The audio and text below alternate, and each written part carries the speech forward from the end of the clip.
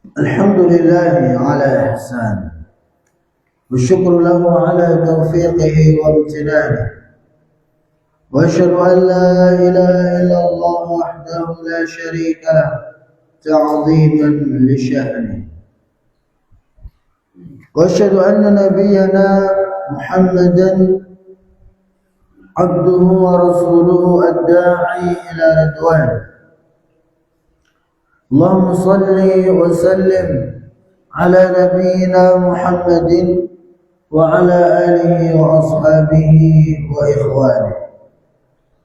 Para jemaah yang mudah-mudahan dimuliakan dan dirahmati oleh Allah Azza wa Jalla, puji dan syukur senantiasa kita panjatkan kepada Allah Subhanahu wa Ta'ala atas segala limpahan nikmat dan karunia yang telah Allah Subhanahu wa Ta'ala berikan kepada kita semua, terkhusus nikmat iman dan Islam yang merupakan dua nikmat terbesar yang Allah Subhanahu wa Ta'ala berikan kepada hamba-hambanya.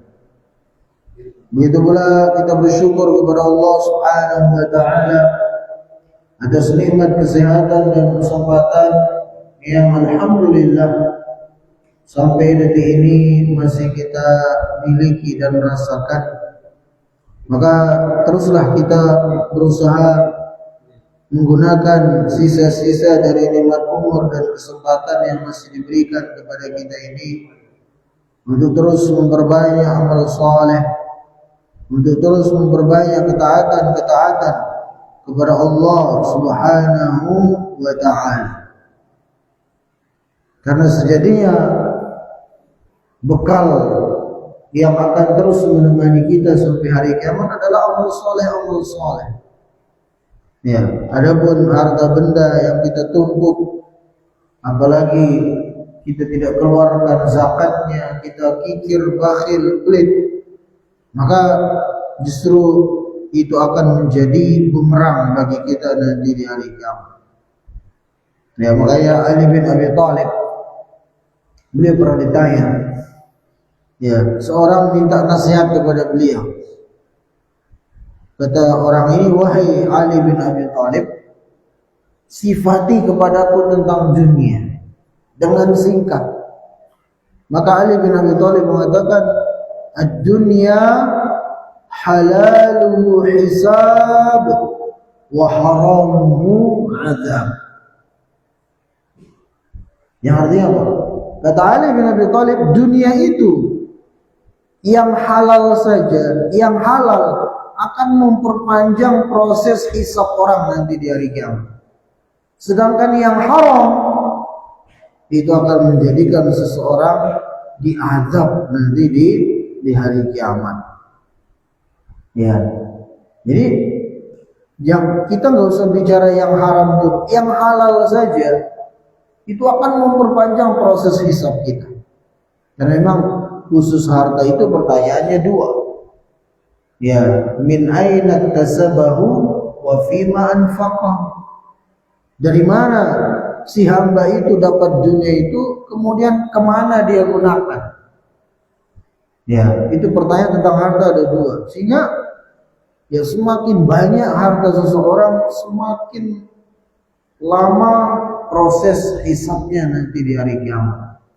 Walaupun ianya akan masuk surga.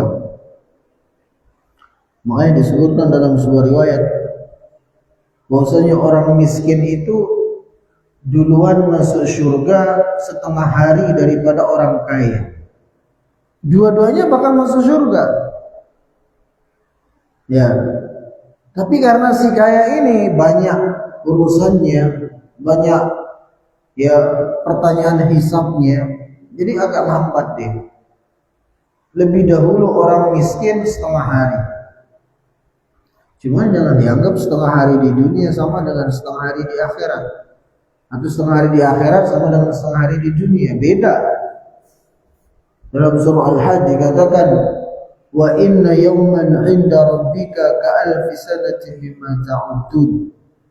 Satu hari di sisi Tuhanmu itu sama dengan 1000 tahun dalam hitungan kalian. Subhanallah. Berarti orang miskin lebih duluan masuk surga berapa tahun? Kalau sehari 1000 tahun berarti sehari 500 tahun. Ya, artinya ya kita berusaha jadi orang kaya nggak salah. Ya, kita begawi, bekerja nggak ada salah. Banyak duit pun nggak ada salah. Jadi orang kaya pun nggak ada salah. Para sahabat banyak yang kaya raya. Bahkan dari 10 sahabat yang dijamin masuk surga, kalau tidak salah 4 orang atau bahkan lebih itu sahabat yang kaya raya. Ya, cuman kekayaannya itu dia gunakan sebagai jembatannya menuju akhirat, begitu. Ya, sehingga tidak akan terlalu mempersulit hisabnya nanti di hari kiamat. Ya, adapun kalau misalnya kita sudah berusaha bekerja, usaha ini, usaha itu, ternyata hasilnya gitu-gitu saja, tetap saja hidup kita pas-pasan, ya alhamdulillah juga. Karena urusan kita nanti di akhirat gak akan terlalu panjang. Ya, jadi mau jadi orang kaya, alhamdulillah. Ya, dengannya kita bisa bantu orang, bersedekah, berinfak dan seterusnya. Kalaupun kita tidak kaya-kaya, ya alhamdulillah juga. Karena itu akan mempermudah proses hisab kita nanti di hari kiamat. Jadi ambil sisi positifnya saja. Ya, wa asa an takrahu syai'an wa huwa khairul lakum. Bisa jadi kita tidak senang dengan sesuatu itu padahal sesuatu itu baik bagi kita. Wallahu ya'lamu wa antum la ta'lamun. Allah Maha mengetahui sedangkan kalian tidak mengetahui. Para jemaah yang mudah-mudahan dimuliakan dan dirahmati oleh Allah Subhanahu. Pada kesempatan ini kita akan lanjutkan pembahasan kita dari Kitabul Adab. Sekarang kita akan bahas adab takhussul bai'. Adab-adab yang khusus diperuntukkan bagi penjual. Ini kita masih berbicara tentang adab-adab pasar. Kalau yang kita bahas yang lalu-lalu itu, yang sudah berlalu, itu adab-adab yang berlaku bagi siapapun yang ke pasar, mau dia penjual, mau dia pembeli. Ya, kita sudah bahas dalam beberapa pertemuan. Nah, sekarang ini pembahasannya secara khusus adab-adab yang berkaitan dengan penjual. Nah, pertama adalah tajannubul halif fil bai' wa yahrumu in kana kadiban.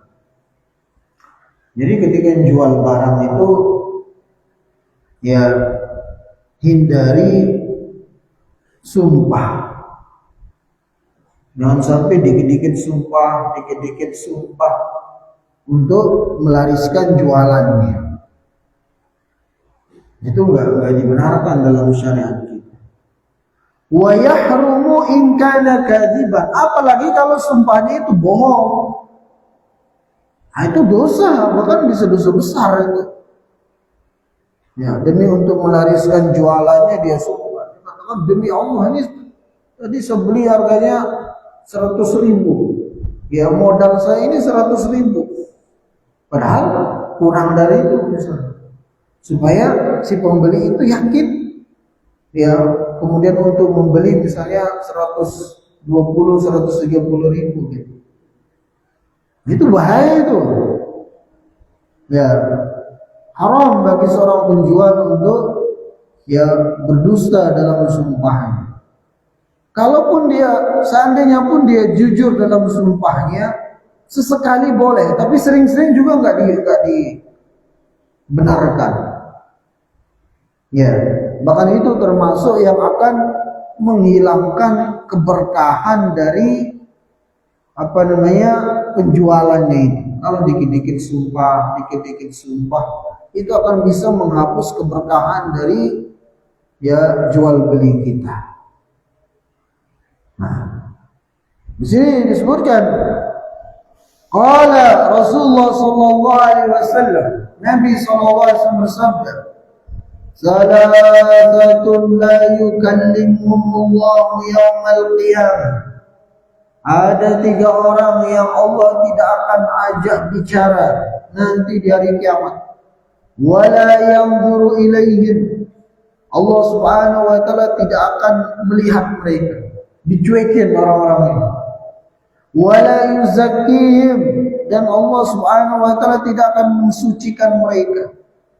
Walahum adzabun alim, dan bagi mereka azab yang pedih.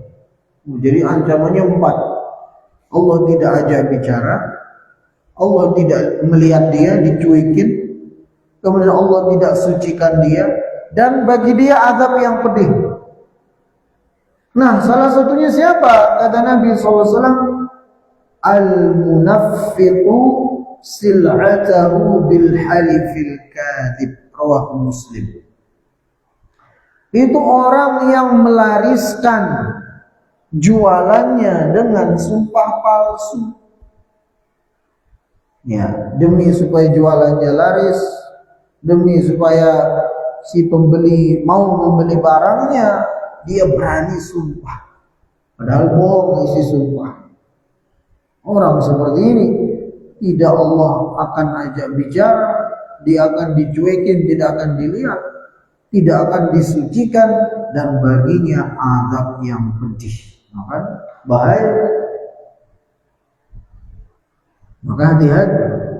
Dan sebenarnya ini bukan hanya dalam jual beli, dalam kehidupan sehari-hari juga kita haram hukumnya sumpah palsu, sumpah dusta itu.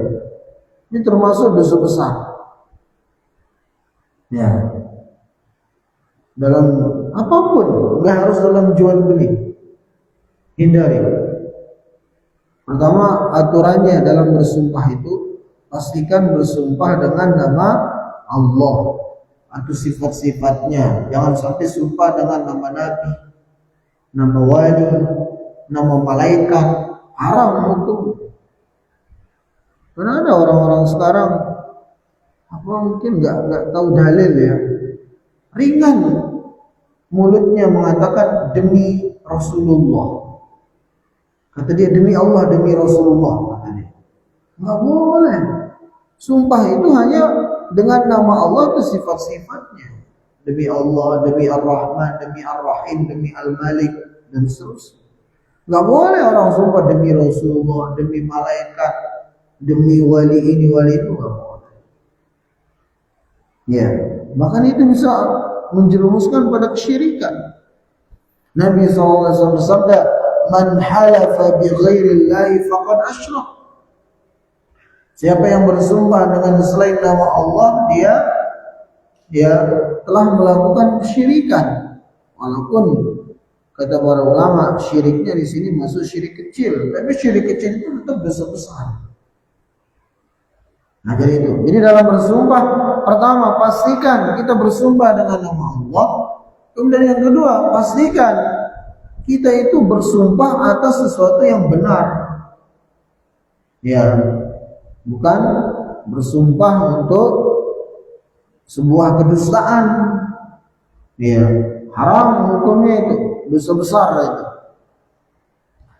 Kemudian wa an Abi Hurairah radhiyallahu anhu qala sami'tu Rasulullah sallallahu alaihi wasallam yaqul.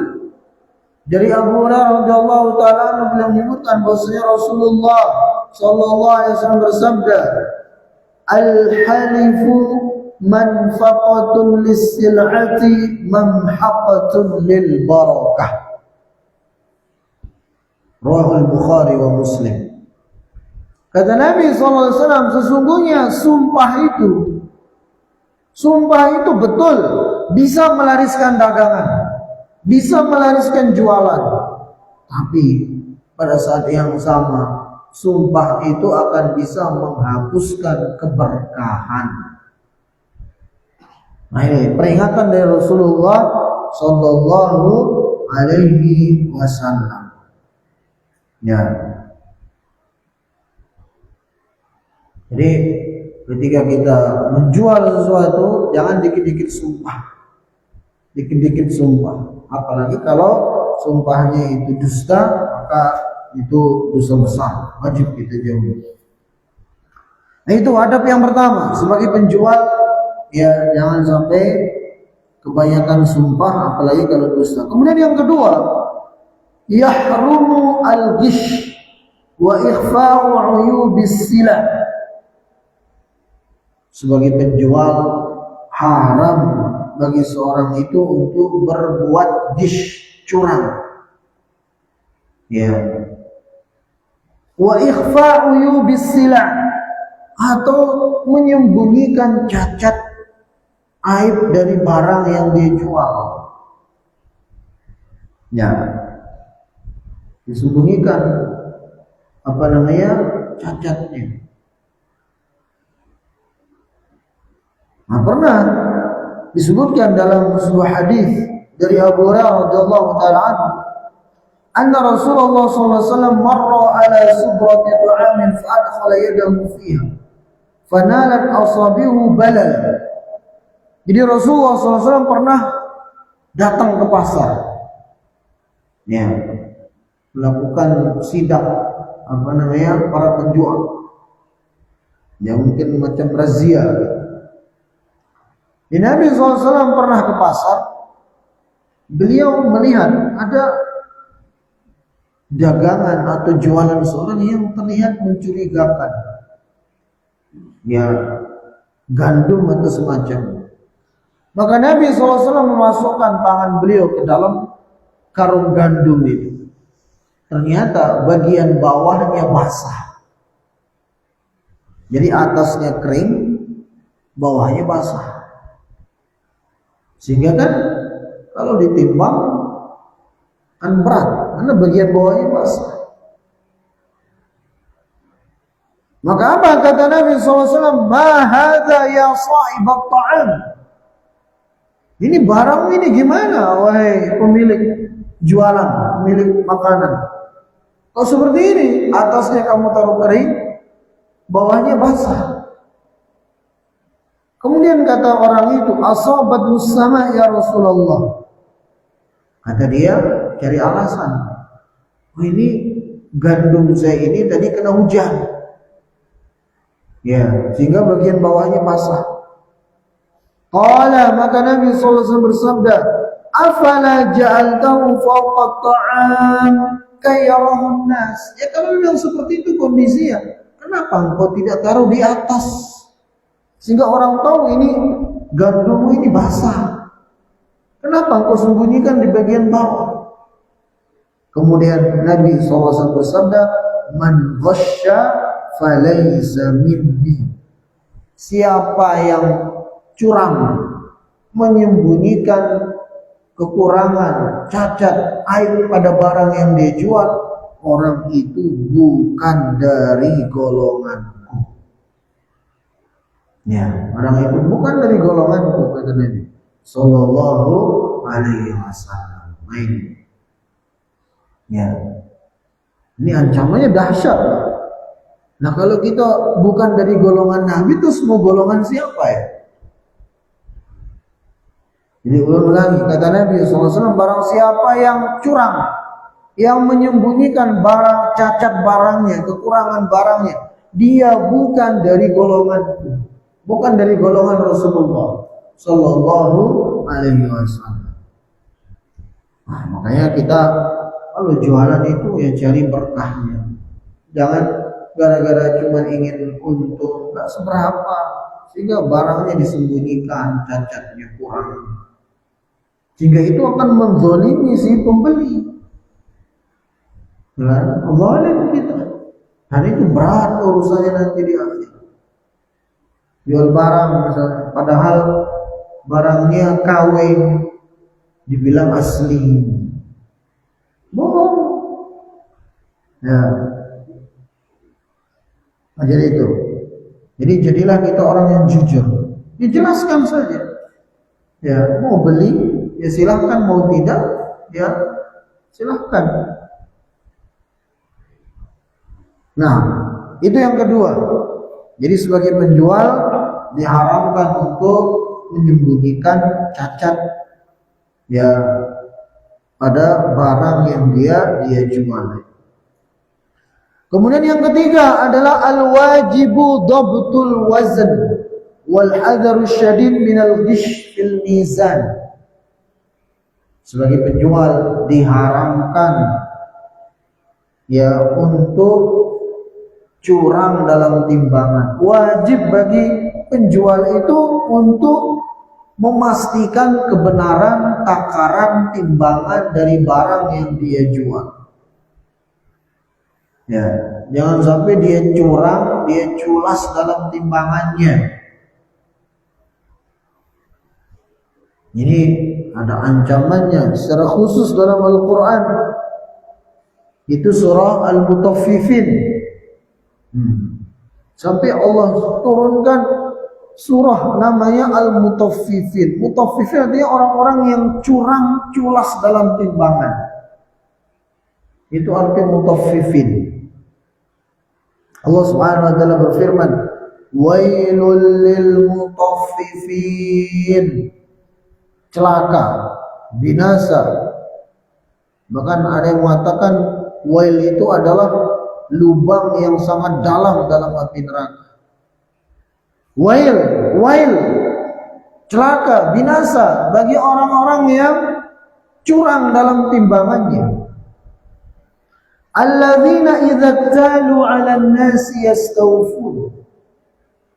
Kalau ianya yang beli kepada orang, ya, dia minta sempurna, nggak mau dia dikurang-kurangi, bahkan minta bonus.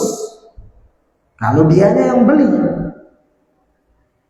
ya, nggak mau dia dikurang-kurangi.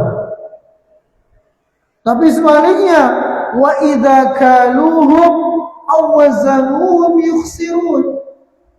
Kalau ianya yang nimbang untuk orang, dia nakar untuk orang, dianya yang jual, orang yang beli sama dia, yukhsirun, dikurang-kurangi sama dia. Orang belinya sekilo dikasih 9 ons atau 9,5 ons. Memang biasanya nggak banyak dikurangi orang yang curang dalam timbangan. Tapi jangan sampai gara-gara ingin untung 2.000, 3.000, ya, kita terancam wail ini. Kan nggak banyak untungnya. Ya beras misalnya orang beli sekilo dikasih 9 ons. Kan berapa sih? Nggak seberapa. Tapi gara-gara itu dia terancam wail. Wailul lil mutaffifin, celaka, binasa. Maka tadi kita katakan, ya lubang yang sangat dalam Allah persiapkan bagi orang-orang yang curang culas. Maka hati-hati kita. Ya. Kemudian lanjutan ayat ini Allah berfirman, "Ala yadhunnu ulaika annahum mab'utsun." Tidakkah mereka orang-orang yang curang itu ya mengira bahwasanya mereka itu nanti akan dibangkitkan liyaumin azim, itu pada hari yang besar, hari kiamat. Yauma yaqumun nasu lirabbil alamin, pada saat manusia berdiri di hadapan Allah Tuhan semesta alam. Di mana di sana? Ya, dia akan dimintai pertanggungjawaban dari setiap kecurangan-kecurangan dia dalam timbangan-timbangan ini. Ya, hati-hati kita ini. Dan salah satu dosa umatnya Nabi Syuaib, siapa? Kaum siapa nama umat Nabi Syuaib? Kaum Madian. Ya, salah satu dosa mereka sehingga mereka dibinasakan oleh Allah Azza wa Jalla adalah ini, curang dalam timbangan. Ya. Tidak sempurna dalam memberikan hak orang. Ketika nakar, ketika menimbang untuk orang dikurang-kurangi. Gara-gara itu kemudian kaum Madian dibinasakan oleh Allah Azza wa Jalla. Nah ini kita, ya, hati-hati gitu. Pastikan kalau bisa kita kasih tambahan, dan justru itu akan menjadikan si pembeli itu senang dan insya Allah nanti dia akan balik lagi. Ya, kalau kita curangi orang dan kemudian dia tahu, ya nggak bakal balik ke kita dia. Bahkan mungkin dia akan cerita sama tetangganya, sama kawan, kamu itu jangan beli sama itu. Kemarin saya beli beras kilo dikasih 9 ons. Cerita sana sini nggak sepi tokonya nanti. Ya. Tapi kalau misalnya dikasih sempurna, bahkan mungkin ditambahin, orang senang. Ya, bakal laris manis tokonya begitu. Ya. Nah ini. Kadang orang-orang kafir lebih mengamalkan ini dibanding sebagian kaum muslimin. Ya. Saya pernah lihat ada video di Cina, itu khusus ada ya mungkin semacam kalau kita Satpol PP ya, itu mereka melakukan sidak timbangan ke pasar-pasar, razia timbangan-timbangan di pasar, dites oleh mereka. Yang nggak pas timbangannya dikumpulin, kemudian digiling pakai alat berat semua di depan mereka, di depan para penjual itu. Padahal itu negara komunis, Cina komunis ya. Ya. Tapi mereka justru menerapkan itu gitu. Ya kita yang beriman kepada Allah harusnya lebih menerapkan itu dibanding mereka. Karena kita jelas perintahnya dalam Al-Quran. Ya, bahkan Allah turunkan khusus ancaman ya bagi orang-orang yang curang culas dalam timbangan, wailul lil mutaffifin. Harusnya kita lebih mengamalkan hal ini. Ya, lebih jujur dalam timbangan kita dibanding mereka. Tapi kenyataannya kadang kita saksikan di pasar-pasar, ya banyak orang yang curang dalam timbangannya. Nah itu. Ya jadi ini yang ketiga, ya sebagai penjual yang muslimah, pastikan ya timbangan kita, takaran kita itu pas.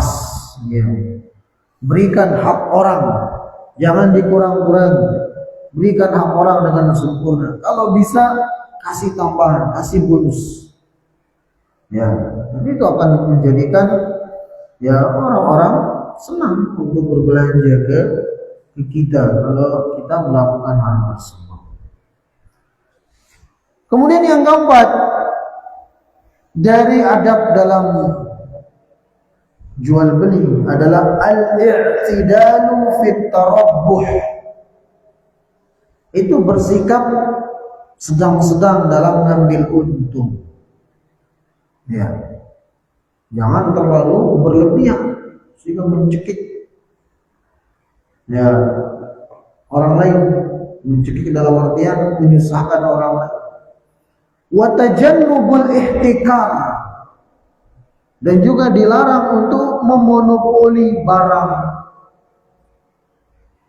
Dia sengaja kumpulin barang, misalnya beras dikumpulin di gudangnya, ya sehingga beras langka di pasar,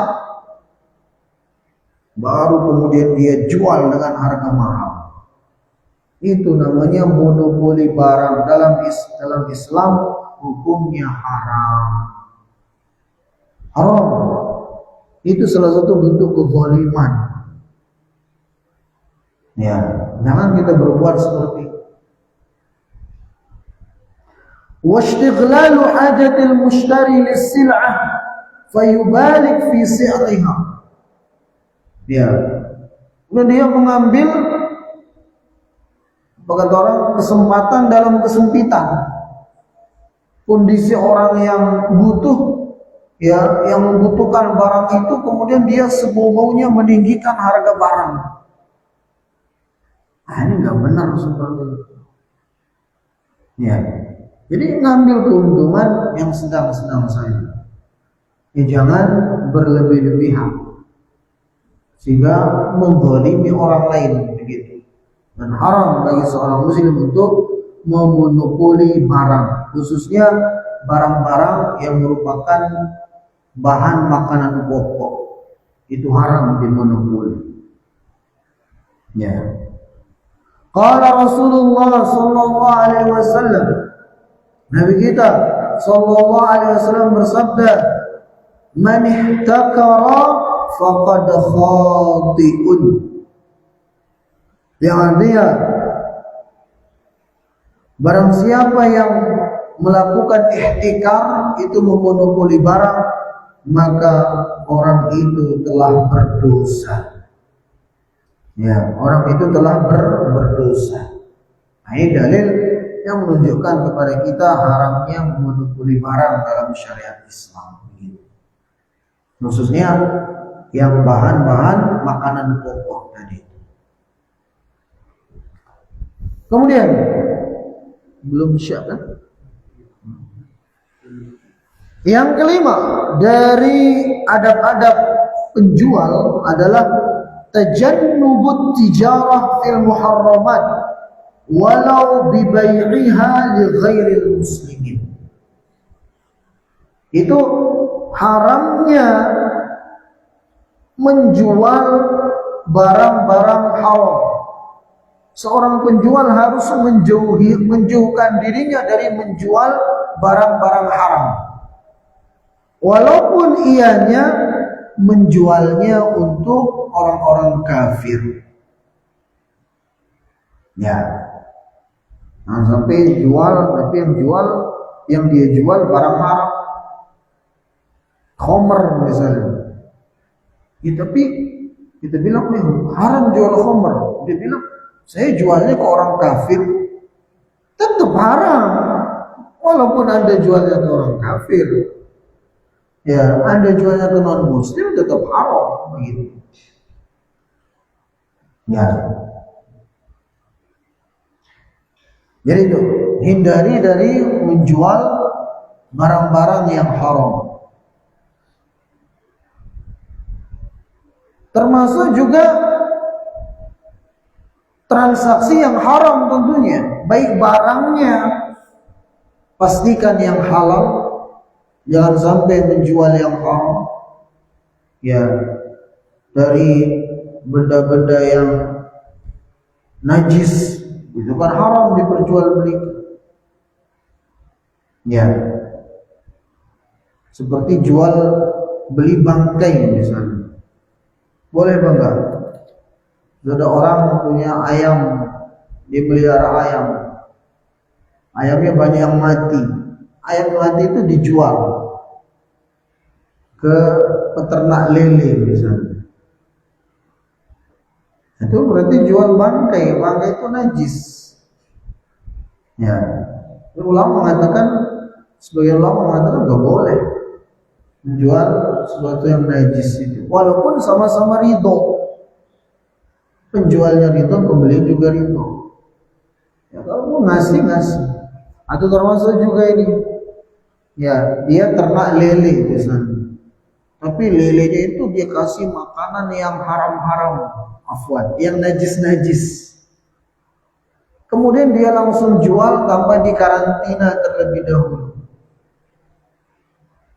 Ya, karena kan sebagian ulama mengatakan hewan yang halal, kalau makanannya dari yang najis-najis, itu bisa menjadi haram juga. Itu namanya hewan jallalah. Hewan jallalah.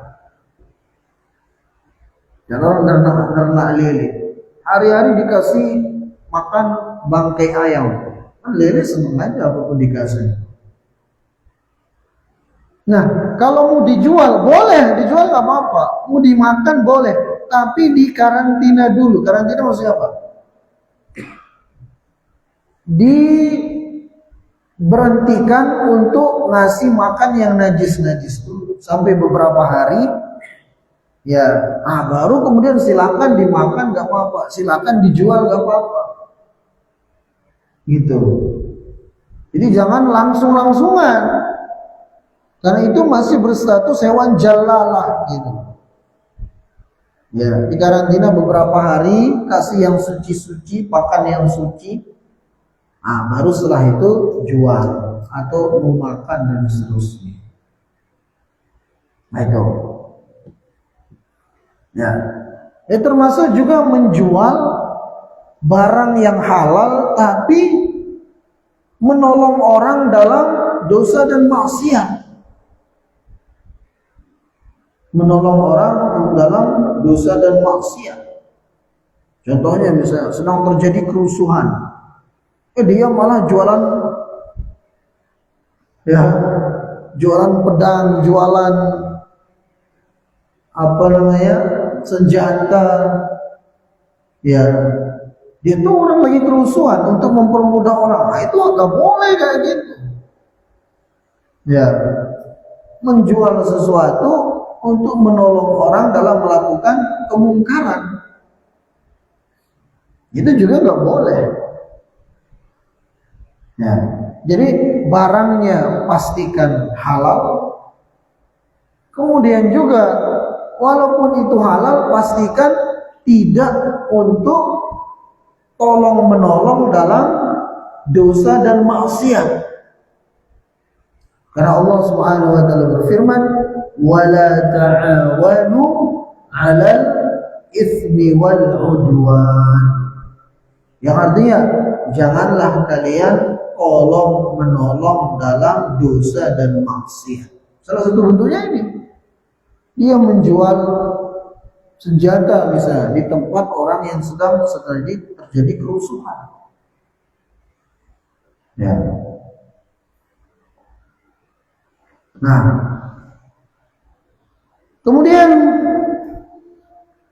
para jemaah yang mudah-mudahan dimuliakan dan dirahmati oleh Allah Azza wa Jalla, di sini beliau menyebutkan sebuah hadis liqauli Rasulullah sallallahu alaihi wasallam, sebagaimana sabda Nabi sallallahu alaihi wasallam, la'anallahu al-yahud, Allah Subhanahu wa taala melaknat orang-orang Yahudi, hurrimat alaihimus syuhum, di mana telah diharamkan bagi orang-orang Yahudi untuk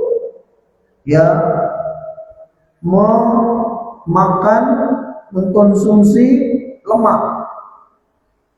Faba'uha wa akalu asmanaha.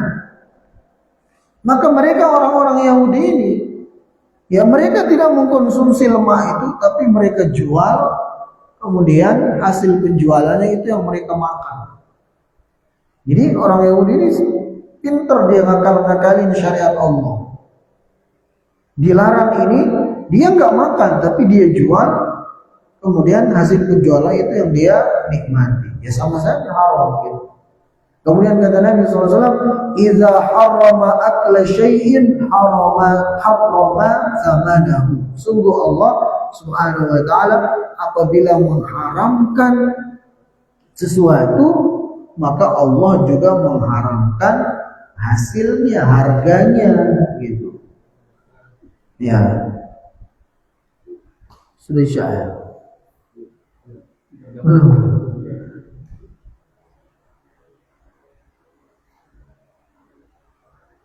Kemudian jaa fi fatawa al-lajnah ad-daimah, telah disebutkan dalam fatwa lajnah daimah, itu perkumpulan ulama-ulama besar di Arab sana. Mereka mengatakan la yajuzul mutajara fi ma harrama Allah min al-at'imah wa ghairiha kal khumur wal khinzir walau ma'al kafarah.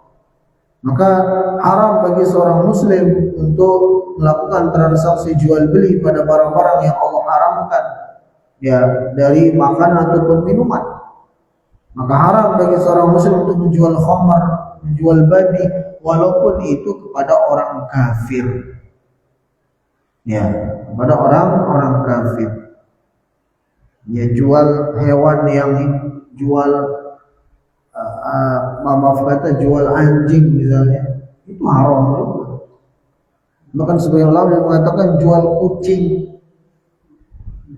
Nah, Rasulullah SAW an tsamanis sinnaw. Rasulullah SAW melarang dari hasil jualan sinnaw. Sinnaw itu sebagian adalah kucing. Ya, nah itu harus dihindari begitu. Fala yajuzu bai'ul khamr awil khinzir li ghairil muslimin, maka haram bagi seseorang untuk menjual khamr atau babi untuk selain untuk apa namanya non muslim. Wala yajuzu ta'amul ma'hum birriba awil maisir awil gharar, sebagaimana juga tidak boleh ya untuk bermuamalah baik dengan muslim sesama muslim atau dengan non muslim dengan muamalah ada unsur judinya, ada unsur gorornya. Fakullu hadza haramun ma'al muslim wa ghairil muslim. Ini semua hukumnya haram, entah itu dengan sama muslim atau kepada non muslim. Begitu. Ya.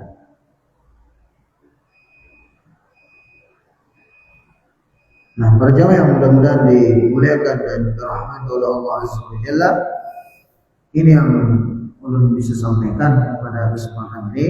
Mudah-mudahan sedikit ada manfaat. Mungkin ada pertanyaan? Nikmati.